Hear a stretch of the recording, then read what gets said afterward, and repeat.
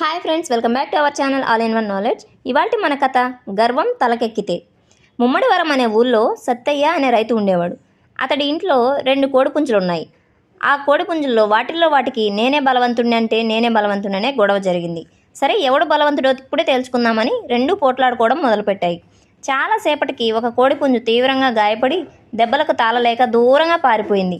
గెలిచిన కోడిపుంజు విజయ గర్వంతో పెద్దగా అరవడం మొదలుపెట్టింది. అప్పుడే పొలం నుంచి వచ్చి కునుకు తీస్తున్న సత్తయ్య పక్కనున్న కర్ర విసరడంతో ఆ దెబ్బకు కోడిపుంజు అక్కడికక్కడే కూలబడింది.